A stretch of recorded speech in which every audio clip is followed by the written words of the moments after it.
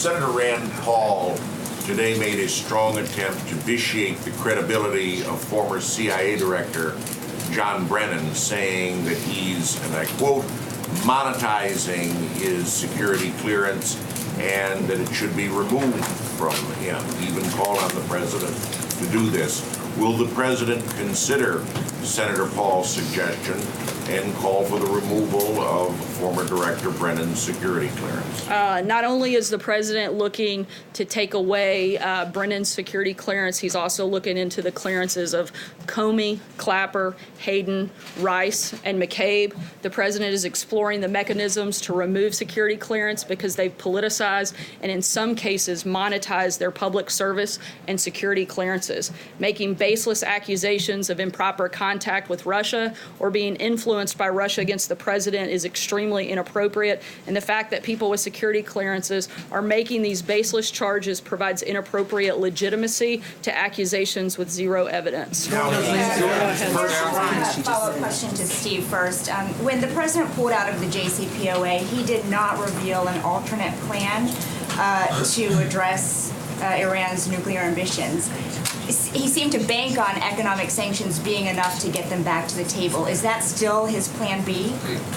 Look, as we have said, the president's #1 goal is to make sure Iran doesn't get a nuclear weapon.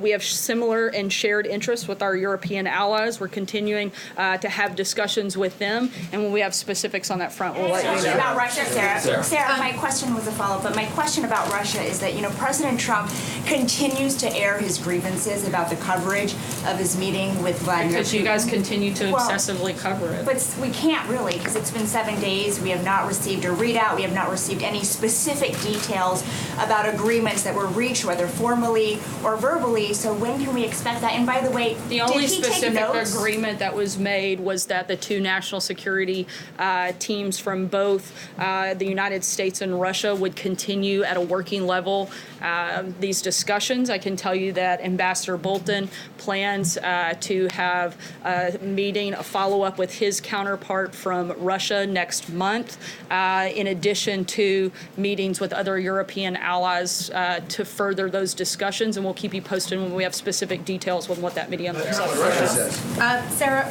so does President Trump plan on ordering to move any carriers or additional military resources to the region should Iran continue to pose the threat that he alluded to in his tweet? And I also have a follow-up. I don't have any specific announcements on that at this Just point. a follow-up then. Secretary of State Pompeo yesterday talked a lot about corruption and human rights abuses in Iran. Why is he zeroing in, and why is the administration zeroing in on Iran when a number of other states are guilty of the same transgressions, including Russia, which we are now warming up to? Again, we've had tough conversations with Russia. We've been tough on them with our policy. As I stated this morning, we can be tough on more than one country at a time, and that's exactly what we're doing. Sarah. Thanks, Sarah. Could you explain a little bit of the threshold that the president has for taking away former official security clearance? Is it his position then that any former Obama administration official who holds clearance and just make political statements about him should have their clearance revoked? Or is it just limited to the names right now that you read?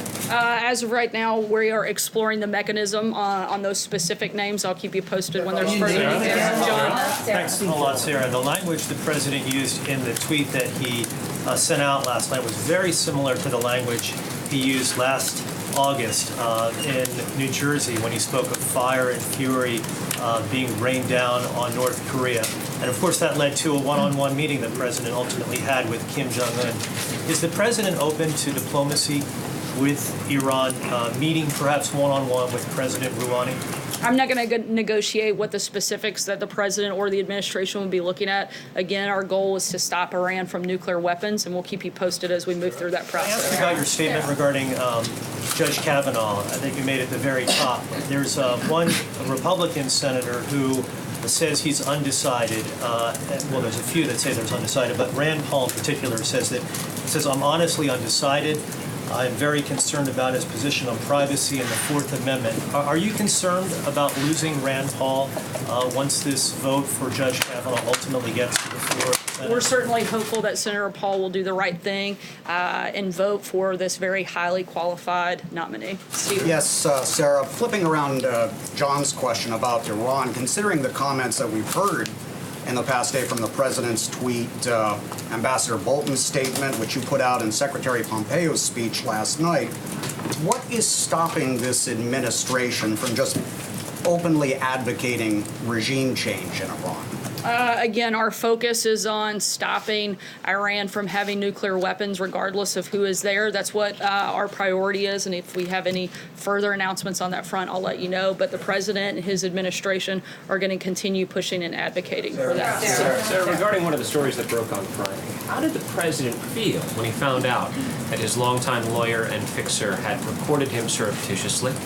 While the president maintains that he's done nothing wrong on this specific topic, I'd refer you to the president's outside counsel. And still deny that he ever had a relationship with a woman named Karen McDougal. Once again, the president maintains that he's done nothing wrong, and I would refer you to Rudy Giuliani for all questions on that matter. Sarah, I just wanted to follow up first on this statement you made about Brennan and his security clearance. Are you considering any additional actions against Brennan and the other names you read off? In addition to revoking their security clearance, is there any other action under review? Not that I'm aware of. And then to go back real quick to the Russia investigation, so the FISA application on Carter Page states that he is a Russian agent involved in clandestine activities. Given that the president continues to say there was no collusion between his campaign and Russia, is he concerned, or does he not believe the intelligence community's assessment that Carter Page was a Russian agent? Again, I think that we've spoken extensively what our position is on this, and we have no changes to that. So the president is threatening to punish Brennan and Comey and Clapper for saying things about him that he doesn't like. Is that presidential? The president is exploring these mechanisms to remove security clearance because they've politicized and in some cases actually monetized their public service and their security clearances, and making baseless accusations of improper contact with Russia or being influenced by Russia against the president is extremely inappropriate. The president contends that the fact that people with security clearances are making these baseless charges provides inappropriate legitimacy to accusations with zero evidence. So when we have further updates on that front, I'll certainly let free you know. speech he doesn't like, and he wants to punish them for it. No, I think you are creating your own story there. The president doesn't like the fact that people are politicizing agencies and departments that are specifically meant to not be political and not meant to be monetized off of security clearances. Sarah, on a separate question, actually, but to follow up on that, isn't the president doing exactly what you just said the president doesn't want all these people doing? Politicizing matters of national security by going after his political enemies? No, the president's not making baseless accusations of improper contact with a foreign government and accusing the president of the United States of treasonous activity when you have the highest level of security clearance, when you're the person that holds the nation's deepest, most sacred secrets at your hands, and you go out and you make false accusations